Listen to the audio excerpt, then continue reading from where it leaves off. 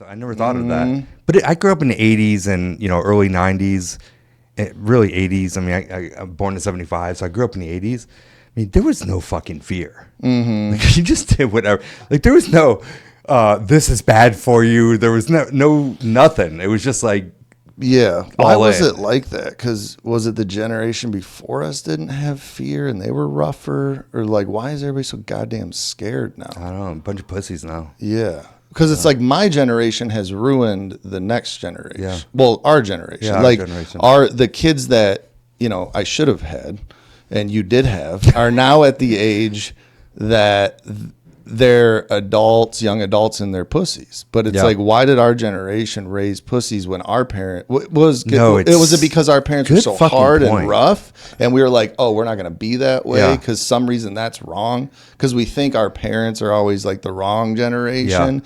So now the kids growing up that had a bunch of our generation telling them, fucking bathe in Purell and don't get hurt and make sure you check in and don't stay out after dark are now going to grow up and be like, no, I'm going to let my kids run around like lunatics. Well, is it going to happen like that? I don't know. Or are they just going to be more pussies? I don't know.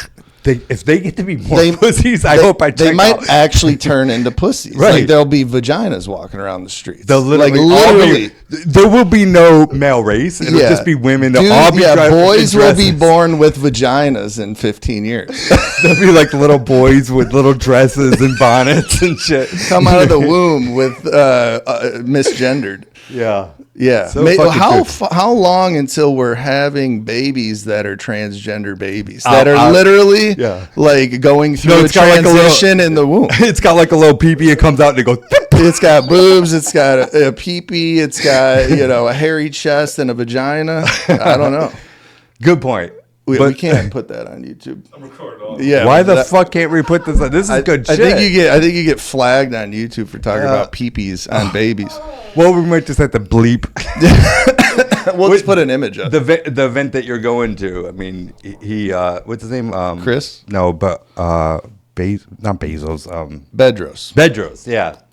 I mean, look at some of his content. Yeah, he's great. I love him. Hardcore conservative. Yeah, and he's an immigrant, and he went through a ton of shit. So it's like, where's he from? Like Romania or something like that? Something like that. He but it's funny how like the immigrants that come from a crazy place that's like socialist or communist and rough, they're the ones that come over here and super like my grandparents were the same way because they were running from Italy and Sicily from the the early 1900s where it was like they were being so suppressed, and then eventually fucking allied with Germany and the Nazis and got taken over that way, and like so they came over here, and I still to this day have never been to Italy even though my whole family's from there. I finally got there last year.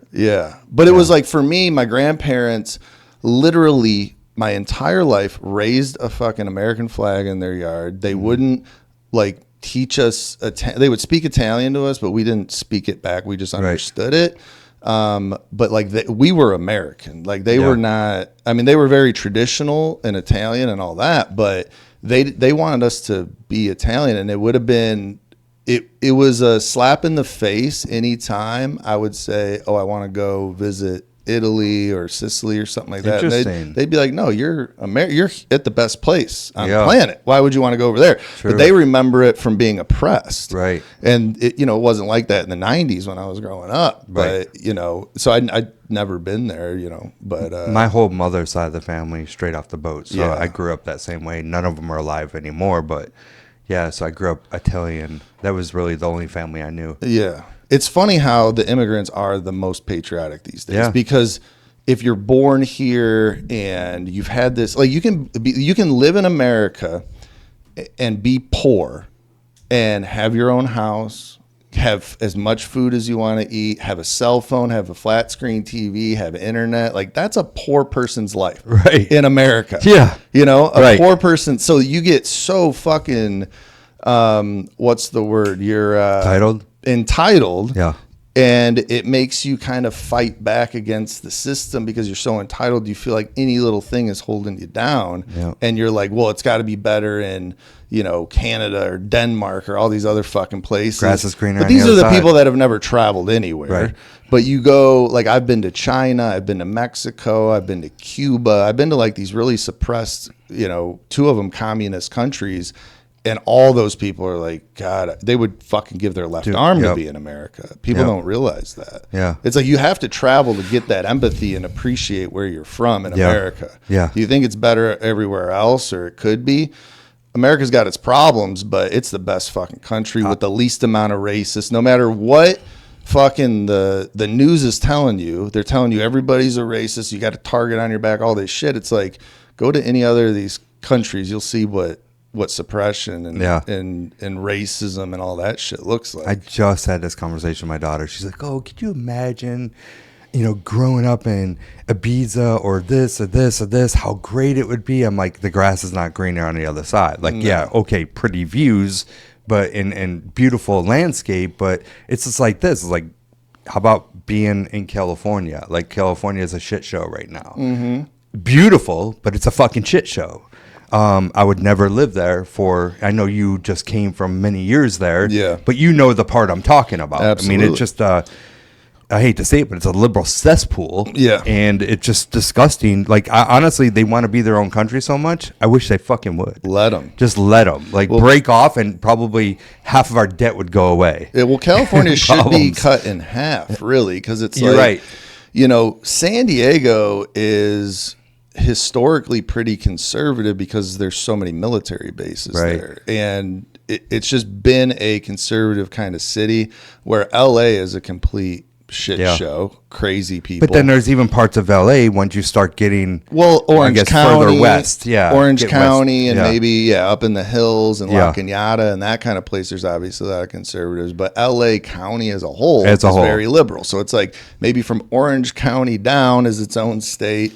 LA to fucking San Francisco. I think it would have to be carved out like this. Yeah, you can have that push out in the ocean. Yeah, no shit. Yeah. But is North Carolina is it Swing pretty state? It's become a swing state. But why is that? Because of the colleges? No, because all the shit show from all the people moving here from California, they ruin it. Yeah, and it just kind of depends on who the governor is and who different people in office are that just kind of influence the area. So, but you grew up in what? Pennsylvania? New York. Yeah. So I grew up in Western New York, upstate New York, upstate New York, which is way different than the city. Yeah, way different, Obviously. Completely different. But I still wouldn't live in New York. I mean, I was just there for a few weeks.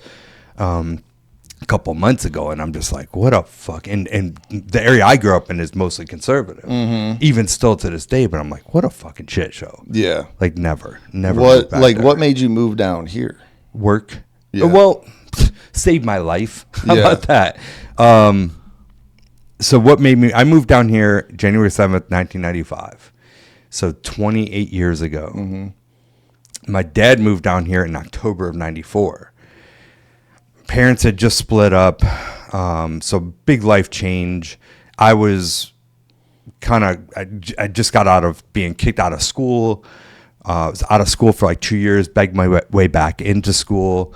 Did great the first year back. My junior year, get into my senior year, my dad leaves. So I'm in school, August, September.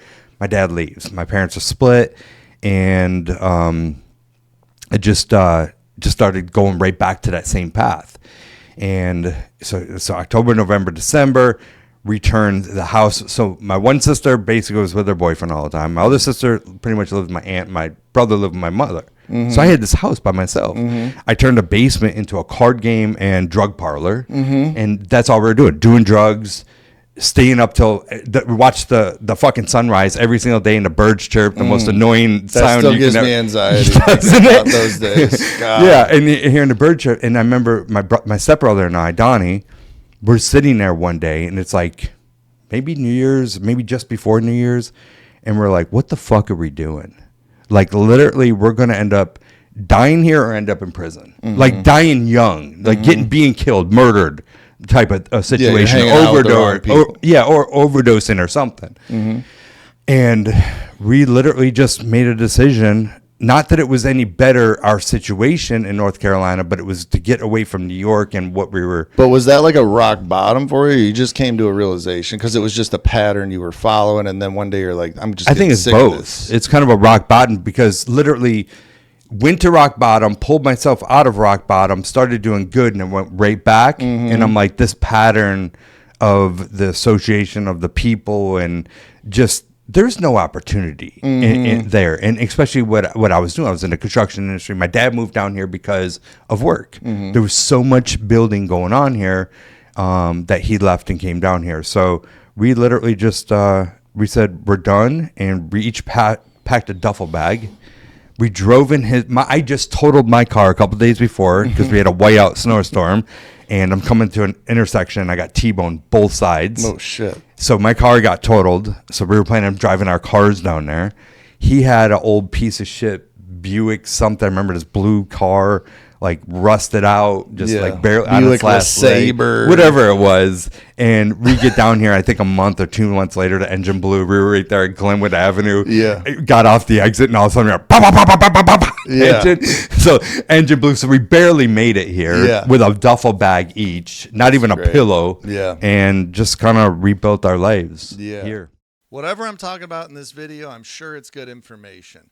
If you guys want to learn more about wholesaling real estate, I created a free course called See You at the Top. The link is in the description so you guys can start taking action with zero money down, learn for free, and get started in wholesaling real estate. Now let's get back to the video. That's funny you say that because it was the same for me when I got out of jail. My trial ended back home and I was like, all right, like this is going to be the change. You know, I'm going to make some changes, but I couldn't leave the state still because I had a pending charge.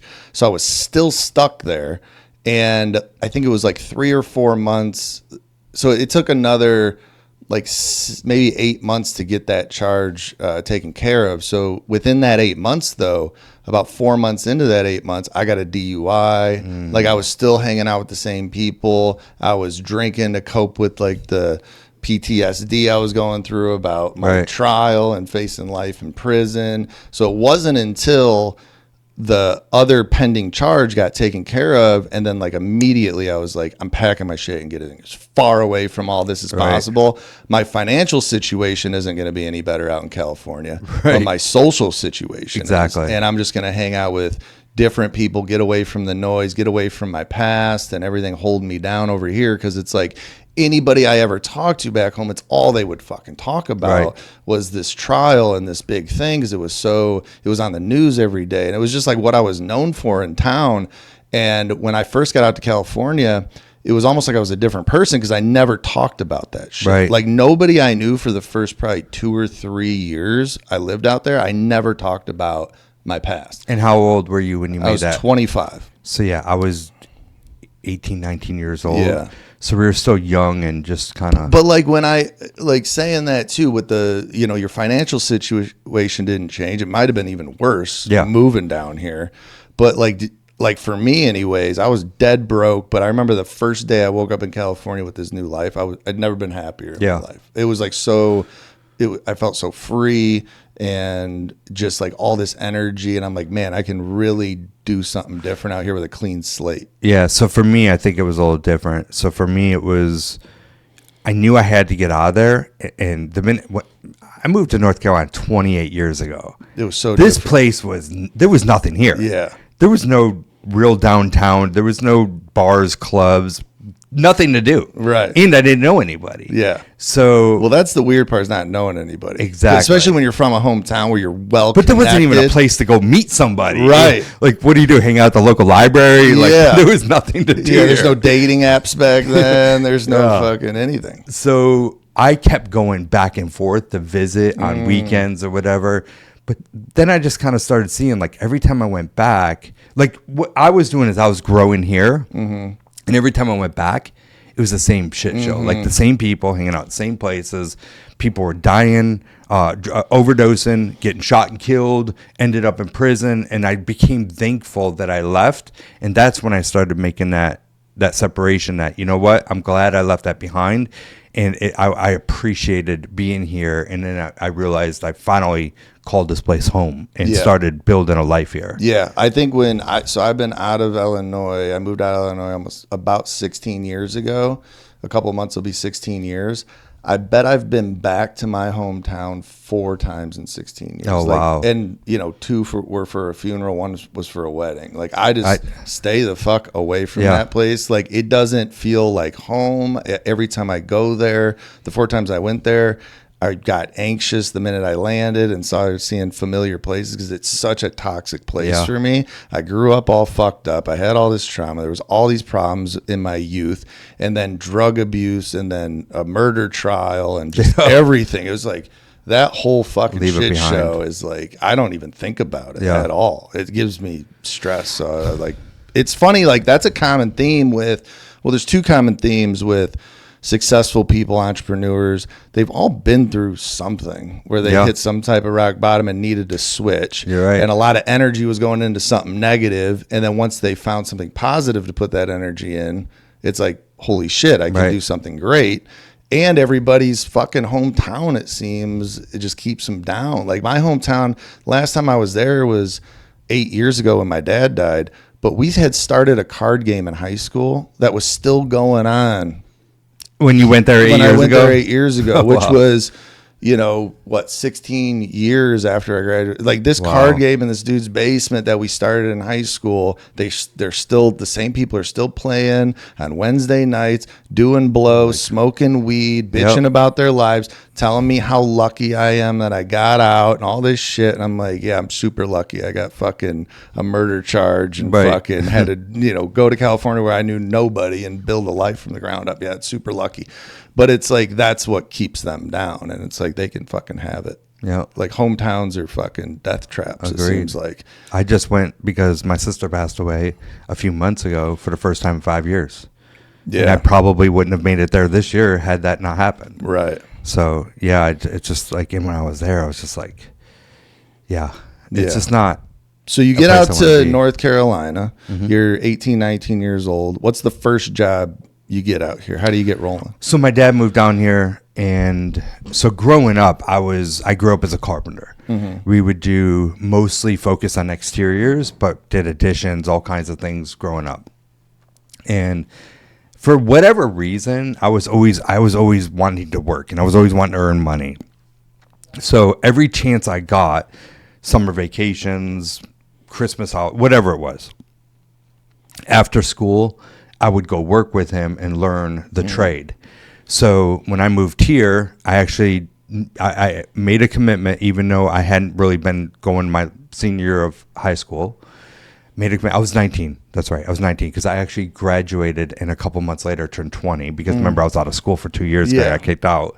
That's a whole nother story. No entrepreneurs are like good students either. Yeah, I just wanted to say that I at least graduated for whatever reason. I'm like, you know what? I just want to have that kind of check mark. So I was finishing up school. I moved in January. They didn't get me into the school system, but get everything transferred to like April. So I only went to school like August, September, October, and then I don't know, a couple months, and I finished and graduated. But I was also working with him every chance I got. So he came down here and started strictly, like his main focus when he first started was a vinyl siding company. Not even just siding in general, vinyl siding. And he grew that business to be the largest siding company, vinyl siding company in the country. Holy shit. At one point in time. I mean, if you were here in the 90s, early 2000s, like his trucks and trailers and everything littered the streets. Like you couldn't go anywhere without seeing one of his trucks. They were everywhere. Well, I started working, under a crew leader. Under him, under a crew leader. Then I became a crew leader. Then I became the one who ran all the crews. Mm-hmm. Like a superintendent? Project manager, superintendent. And then it got to the point where I literally, everything outside of the office would, they would sell the jobs. They would, coordinate selections, all that stuff, hand it over to me. And I scheduled and I took care of every single piece. The crews, if I needed more crews, if I needed more people, whatever. The deliveries, everything. So everything outside the office I handled. I was in my mid-20s. so then it comes up to about 2000, and I said to him, you know, he was paying me shit. Like, this company was doing over $20 million a year, and he was paying me $100,000. Mm-hmm. Okay, I'm in my mid 20s, but still, like, I'm like, you either need to pay me a whole lot more money, make me a partner, I'm out. Well, he didn't do the first two, so I left. Mm-hmm. When I left, I had like over 250 guys working for me. 60 of them were my own employees. I was traveling up down the East Coast doing apartment complexes while I was running all the guys here. Doing apartment complexes, siding? Siding. Okay. Yeah, siding, sometimes roofing, gutters, sometimes windows, doors, but anything exterior. And then we had all the crews here. And I was running all these. I remember Nextel phones. Yeah. So I had two. I had one for all my guys and one for all the superintendents. So beep, beep, beep, beep. Like, I hear that noise now and I cringe. You know? Yeah, that was me on a construction site. We all had Nextels. Yeah. So I left him in 2000. I didn't know what I wanted to do. I did know that I wanted to build. I wanted to get into new construction. I wanted to build. So left him in 2000, and I just started doing renovations, picking up jobs, I still had my crew. I actually downsized my crew, sold off a bunch of things to just one small single-family crew. And I was subcontracting from different people. And I was basically just scheduling them to go somewhere, making sure that they had fasteners, making sure their equipment was good, the truck was good, and paying their payroll, and that was it. They handled everything else. So I had that going, so it would keep me going. I had plenty of money from my business and working, you know, and having very little expenses, and just started doing renovations, started doing kitchens, bathrooms, like anything I can pick up. Did that for a couple of years. And then in 2002, a buddy of mine and I decided to start building houses. He went and got his license. He actually passed the exam. He was a smart kid, went to NC State, all that stuff. I failed my exam in 02. I learned about this let's call it course, like this weekend thing that teaches you how to pass the test. Yeah. I went to that, took my test, passed it. I actually passed it in late 02, but they didn't give me my license till like 2003. We had already started building in 2002. Well, what we did is bought a house, cut a roof off, put a second floor addition, made it a 4-bedroom, 4-bath house to rent it out for $650 a room to the kids at NC State, because it was not far from there. And then I remember we didn't even have a company. Like, it was just all personal stuff, right? And while we were doing it, we went up the street and we bought the sign. We had the sign made, said Titan Development. We put a post in the ground, the sign, as if we're this company. Yeah. We're not even this company, right? And next thing we know, we started buying, like, back then, that sign was our marketing. No shit. And you were getting calls off it and everything. We were buying houses left and right. We were doing renovations for people, additions. That's when it blew up. Right. Out the gate. So we did that for several years. He went a different path. I went a different path around 07. And was there like a falling out with this guy, or was it just you guys had different goals? We had different goals, different alignments. Do you talk to him? Still to this day. Oh, okay. Yeah, still to this day. Yeah, very good friend. Have no problems whatsoever. He went into the space of, like, his mind never stops with inventing things. So he owns like tons of patents, and he invented the first smart headphone, and now, like, you know, the technology where on your AirPods or whatever, you could tap it, and it just, like, that's his technology. Wow. Like, things like that. Yeah. That, like, people way different than building houses. Yeah. So it was just like that building was. He was just doing it because it was making money. Exactly. Just kind of like, whatever. Isn't that so weird? I have friends like that are like, I have a buddy of mine who is just like, he'll just have an idea and he's like, I'm going to start a little college in Tucson, Arizona. And then like 3 years later, this college is up and running. He's just like doing it. Right. Then he gets like, sick of that. And then he's like, I'm going to start, renovating houses. Yeah. And then now he's doing all these big renovation projects. And then he's like, I'm going to work for the government for a little bit and do, anti-aircraft defense. And then he just does that. It's like, who are these people? Right. It's crazy. But anyway, so you guys split up. It's 07. 07, thank God, because we were selling off everything that we were doing. Oh, you got lucky with the crash. In a crash. Yeah. But I also, at the same time, had my own granite shop and cabinet shop. So that was where I focused a lot on for a small amount of time. When, you know, that was going on, I was like, you know what, I'm just going to focus on this. And we were always doing renovations because I had the granite shop, the cabinet shop, and we were doing kitchens and bathrooms. I was always doing that separately. And so thank God we didn't have a bunch of product out there. Right. We were selling off. 08 hits, crash. I'm doing work for a ton of builders. Just built a brand new shop. Brought in a ton of inventory, and like we were cranking. I remember it was right around Easter of 08. It was like someone flipped the switch and turned everything off. Yeah, and it was like, crazy. I was working literally construction back then. I was a residential electrician, and I remember just like we would kind of see the houses coming because they would dig the foundation, pour the foundation. We would put the service in. A week later, it would be roughed, or 2 weeks later, it'd be roughed in. We would rough it in electrically, and then it'd finish. Like there was a process, right? So we'd be in these big neighborhoods that the builder was building, and then in 08, around that time, it's like they quit digging foundations. Like they quit pouring foundations. Right. They stopped roughing in houses with foundations. They stopped this. And it was just like a light switch. Literally working 6-7 days a week to everybody got laid off. Right. Like, and never, the business just went away. Yeah. Like nothing picked up for years. It was crazy. I remember the story around here. It was that fast. So around here, I'll explain the switch, how quickly it was, because this area is fairly insulated. Things were, I truly believe, so SunTrust Bank, most of the builders had loans with SunTrust Bank. SunTrust Bank, no matter if you were in default or not, called loans and basically put the majority of the builders that were dealing with SunTrust Bank out of business overnight. Mm-hmm. So we went from doing 30 kitchens a week in granite countertops, the renovations didn't really slow down. They actually picked up.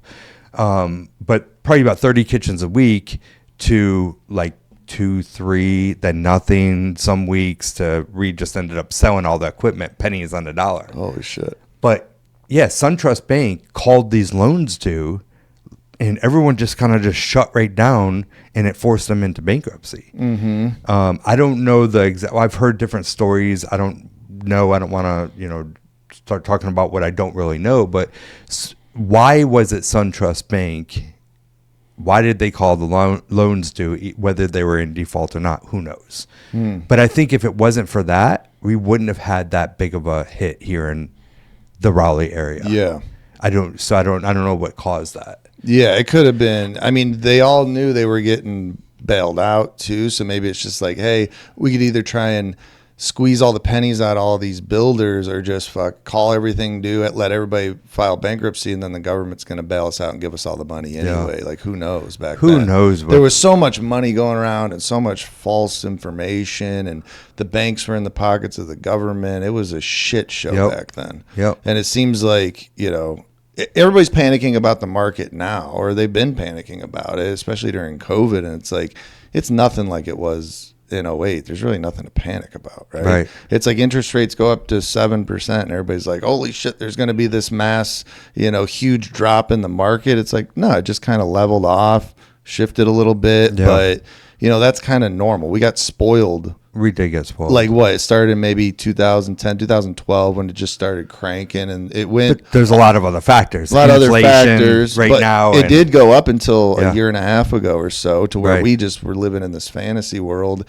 And then COVID hit. We had COVID, interest rates 2%, 3%, which we'll never see again. Normal. Yeah, that's not. But normal. like, you get conditioned to it. You start giving people this shit for years, and then interest rates go up to normal rates, and everybody's like, now we're fucked. Right. But it's like, no, everybody calm down. Like, everything's going to be all right. Yep. Yeah. So we have certain product that literally is just sitting, we're dropping price, and it's just not moving, and other products gone like this. So I think it's price range. I think it's, placement. I think it's type of product, type of buyer. So like our $1 million downtown Raleigh product, sitting dormant. It's a young entrepreneur, it's a young high net worth individual that is literally they used to qualify very well, even in the fives. I mean, when you get 7, 8s, I mean, it's a whole different game.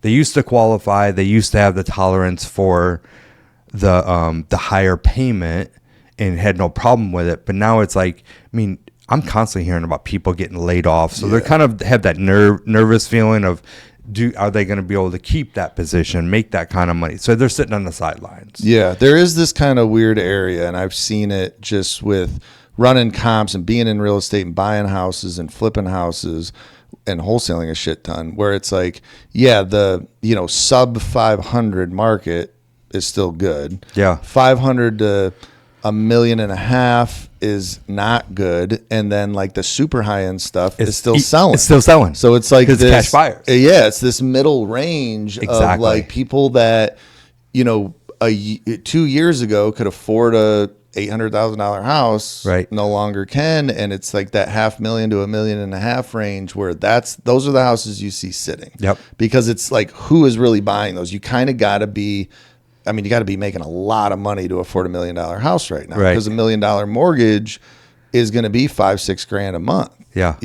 So it's like, instead of $3 grand a month, which it was when rates were 2.7% or whatever. right. So those were flying off the shelf during COVID, and now they're not. It's like reality check. But the people with the money, they're like, oh, we don't give a shit. We're going to buy a $5 million house no matter what. Exactly. And then the people that are buying $300,000 houses, their payments only go up a couple $100 because of the rate. So they're still buying them. Yeah. So it is like that weird, it's that weird area of like, there's this price range of houses that are kind of sit. Whatever I'm talking about in this video, I'm sure it's good information. If you guys want to learn more about wholesaling real estate, I created a free course called See You at the Top. The link is in the description, so you guys can start taking action with zero money down, learn for free, and get started in wholesaling real estate. Now let's get back to the video. Right. Yeah, I see under 700. Once you hit 700 and above, 700 to like what you said, 1.5, 1.8, you start creeping up to that just under 2 million. They just sit 2 million above, gone. Yeah. I mean, like you put a foundation and they're gone. Yeah. Yeah. So let's go back to the crash of 2008, you guys, and it was kind of the same with me. So like we all got laid off, and my boss, my foreman, everybody was like, hey, give it a couple months, 3 months, everybody will be back to work. That company just ended up going out of business. Builder went out of business, everything. That had been around for 35 years. Right. So, but it was the same thing that you said, like your rehab, renovations, and that stuff was still going strong. And that's what me and a buddy pivoted to, that because all these neighborhoods we wired had unfinished basements. Back in Illinois, they're all basements, and everybody wants their basement finished. So we're like putting our cards on everybody's door that we just wired their house in the last couple of years. Yeah. We're like, hey, we'll come in and rough out your basement, finish your basement, whatever. And then that side of the business did pretty good. Like we were getting jobs and making money still. So the renovations were still good, but then that kind of ran out. And then I was out of a job again. That's when I moved to California. But how did you pivot there? Did you go all in on renovations or? So yeah, we were all in. I used to get money from banks, only banks. And it was so easy. Like my business partner at the time, he would be like, hey, come in and sign some paperwork. Like, I don't think I ever remember giving anybody my social security number. Like, it was that easy. It was Wachovia Bank, who Wells Fargo bought out. But Wachovia, right up there in North Hills, I would meet him over there. We'd sign some papers, and we had $1 million loan to build or almost $1 million loan to build a $2 million house. And that's what we were doing, a lot of tearing down inside the Beltline stuff, doing high-end homes. It was easy. So when the bank stopped lending, I didn't know what to do. I thought I was out of business on that side. So the countertop business, that goes away, sold that off pennies on a dollar, literally, buying $100,000 saws and selling it for 10 grand. If that. I don't even remember what we sold it for. $30,000 forklift for 2 grand. Like, who knows? I mean, it was just like fire sale type of, just get rid of it so we can shut down this warehouse. And so we were just doing renovations, and I got to the point where it was like, we wouldn't touch a job if it was under $150,000. So we were doing high-end, bigger renovations, and we were just like, I don't remember, like we were just talking about this the other night, my wife and I, like, how did we get all these jobs? Yeah. Like, we did no marketing. So it just kind of like one thing turned into the next, and word of mouth, and the jobs got bigger. Yeah. Word of mouth. That's the best form of marketing. Yeah. We did well, I'm sorry, we did do like, I think what kicked it off is for the countertop business. What happened was we were on TV, we did radio, we did mailers, we did all these things. And as we met those clients, we were like, oh, we also do cabinets and this, and then then it became Those word were of your mouth. clients, Yeah. So when we had the countertop business, we were advertising for that, and it just kind of turned in to everything else. But yeah, we were doing renovations, and I did a almost $900,000 renovation for somebody, addition and renovation, while we were in that phase. And then we come around like 2012. Yeah, I think it was 2012. I hear this whole thing about, oh, flip houses, not using any of your own money on the radio. So I go to this little seminar, and I learned about private money. So that's what got me back in the business again. Because I'd never heard of private money prior. I just knew banks. Like that was what we were programmed. You go to a bank to get money. And started raising money, and we're right back in business building houses again. Yeah, and then by then the market had come back, and everything was buying again. Yep. And a couple years later, I mean, it just kept going and going and going. We were buying houses for, I think the cheapest one we bought was like $12,000. Bought a house for $12,000, tore it down, built a house, and sold it for like $260,000, $280,000. So you where were you finding these houses? Were it like strictly MLS? Were you doing marketing? What? So it's funny how that whole thing came about. So downtown Durham. Yeah. Growing up here, not growing up here, but the years I was here up until like 2000, well, up until actually a few years ago, to be honest, was the armpit of North Carolina. It was terrible. Yeah. Well, I'm like, there's so much opportunity. You drive around, and I was doing a lot of stuff, tear down new builds in Raleigh, and I'm like, man, every time I drove through Durham, I'm like, there's so much freaking opportunity here. Like, but I don't want to be that pioneer because this shit's scary. Well, the city did this redevelopment where they bought out this entire big area. I don't know how they moved. I don't know the story of like how they moved everybody out, wiped all the area down to dirt, rebuilt roads, infrastructure, everything, and then created this whole affordable housing thing where they had builders come in, they would build it and had some kind of almost like a habitat where they had some like type of mortgage that you can qualify where you wouldn't normally be able to qualify, this whole program. So they're building this whole thing out, and I'm watching this, and I'm like, this is actually going well. Nice, like I'm seeing like people walking the streets in a war zone, just outside. Like there's this little bubble, and all outside it's still a war zone. Yeah. And I'm like, you know what? I'm gonna start buying houses just outside of that bubble. And what I did is I went 2 streets over, the street called Enterprise Street in Durham, and I literally bought a whole block. I bought every single house. I remember there was this one house I couldn't buy. It was the hardest. There was a squatter in there. Couldn't find the owner. I ended up eventually buying it, but I bought like, I don't know, 6, 7, 8 houses right in a row. They were all right in a row, and that's what I was talking about. The 12,000. Like the cheapest one was about $12,000, and we were building these houses, tearing them down. So what I did is I just created my own market just outside of what they were doing. What better way than to just buy the whole street? Yeah. Because you're like, no, like it's not going to take 10 years to gentrify this area. We'll do it in a year. And that's what I started. After I did this once, I started doing this all over the place. Buying, we would just dominate an area. I ended up building 40, 50 houses within a couple streets of this little area. But it was crazy in the beginning. Like I remember the first couple houses that we built, like we're finishing them up.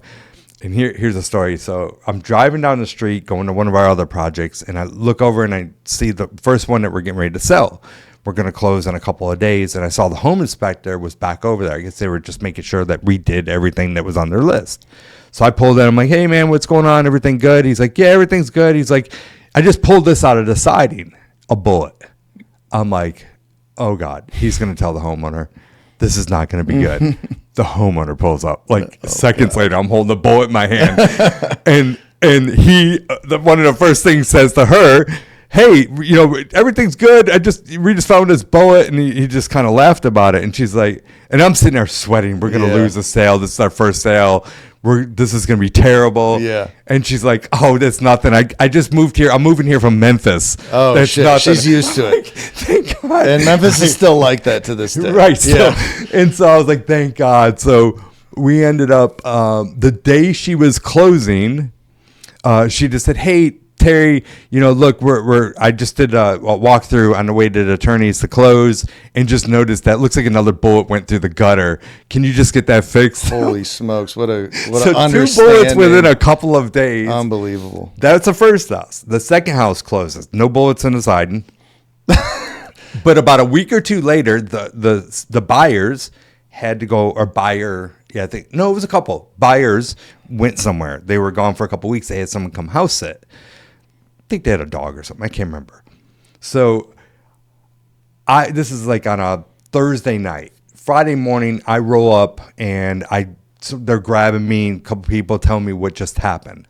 So the night before, they did these gangs. So apparently, the story is Bloods, Crips. There was this whole gang fight war because they were all partying somewhere.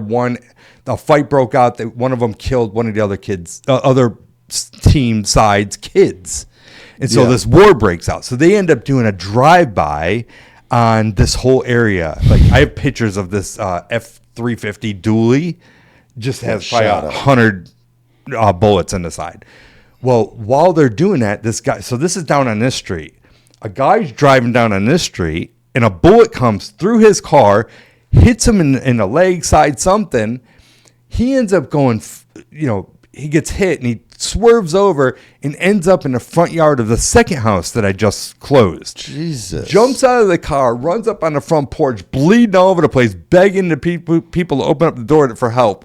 And I hear this story. I'm like, I'm never going to sell another house again. And I've got, 6-7 other houses being built. We just got to get past these first few shootings. Exactly. And everything's going to be fine. Exactly. So about a year later, I remember a police officer came up to me. And by the way, it was like an episode of Cops every 30 minutes. Mm-hmm. It was just cops roll in, they're running. I mean, you see kids walking down the street with bags of money, walking out with bags of drugs, dealing. It was insane, the stuff that we saw over there. But I remember about a year later, we had now built and sold 15, 20 houses. Cop walks up to me and said, "I want to thank you." He said, "You literally single-handedly changed this area to make it a safe place." Wow. And that's what we started doing. We started I would go into another area, war zone, just outside of something, and just start buying up so much that we created our market. Yeah, great strategy. Yeah. Yeah. And you're just helping a community. You're helping. Yeah, that's awesome. And today, those $260,000, $70,000, $80,000 houses are now selling for $600,000, $700,000. Right. And you see families walking with baby carriages where when I was building them, like, you're watching your back every chance you get. And I don't think people realize that, because I'll get some flack, and I don't know if you do or even notice it, but there's people out there that give landlords and fix and flippers a lot of grief because they're like, "Oh, you're tearing down all these cheap houses that people can live in, and you're building these expensive houses, and you're gentrifying," and they look at you as the enemy. And you're like, without people rebuilding communities, what you get is drive-by shootings and people getting shot and killed and people staying down. So it's like, where do you want to live? Put your money where your mouth is. If you're bitching about gentrification, then go live in Memphis and tell me how nice those neighborhoods are that haven't gotten rebuilt, and then go live in Durham where you rebuilt those neighborhoods and tell me where you want to live. Yep. Right? It's so short-sighted from people out there. But it goes back to what we were talking about earlier, where these people don't fucking know anything. They see a TikTok video and think they're fucking saving the earth by, tweeting some fucking, some bullshit that they heard. Yeah. And they're regurgitating, and now they're a fucking hero. Exactly. People can be heroes behind their computers now with putting zero effort in, right? Yeah. With a fucking tweet. It's so annoying. Exactly. Yeah. So then we went through all that stuff, bashing, and Yeah. I mean, we had trolls that would pretend that we did business with them and put nasty reviews. We have multiple. If you look at that time area, we have multiple bad reviews of somebody acting like they were a customer or they were a subcontractor, they were something, just to give us bad reviews to make it look bad for us on both Google and Facebook. Mm-hmm. Yeah. Yeah. So then you eventually get into wholesaling, right? Yes. That's how I know you and met you, is in the wholesaling business. You actually, I moved here in Raleigh, North Carolina in May of 21. Okay. And a week after I moved here, I went to your accelerator weekend program, you know, and that was my first introduction. I mean, I had moved across the country to do this wholesaling, you know, business with my friend Eric, who, you know, Eric Klein. And I didn't know anything about it other than some recordings he sent me and a couple Steve Trang podcast I listened to and Jerry Norton YouTube videos. And then I get out here and it was the second weekend I lived here, it was like this crash course with this guy, Thayer, and his team just kind of fucking dumping what wholesaling is on me. And that was like really the beginning of my wholesale journey. So I want to get into, I want to get into the wholesaling journey and, you know, what you're doing now with your new builds and education on the next video. So for everybody, this is Thayer, which we never even did an introduction. We just got right into it talking about, I don't even know what we were talking about, some tranny babies and whatever. So we'll put Terry's, your Instagram is what, at Terry Thayer? Terry Thayer II. And what is the II? You're the second? I'm the second. Yeah. Okay. And Terry, and somebody with 6 followers that's been holding Terry Thayer hostage for years and years and years. Can't figure out how to get it. Yeah. I don't even know if they're even alive or a real person has Terry Thayer. So I'm Terry Thayer II. Yeah. Terry for the Thayer second. II. Yeah. Have a great Instagram. You're putting out really good content now with the new builds and the stuff you're teaching, and we'll get into all that on the next videos, guys. So definitely check out Terry Thayer, his Instagram. The link will be in the description for you guys. He's got a ton of great programs, teaches people how to build from the ground up. And check out the next video. We get into his wholesale journey and go from there. We'll see you guys in the next video. What's up, guys? Thanks for watching my video. If you'd like to watch more videos, my playlist is right here. And if you'd like to subscribe, click down here. I'll see you guys at the top.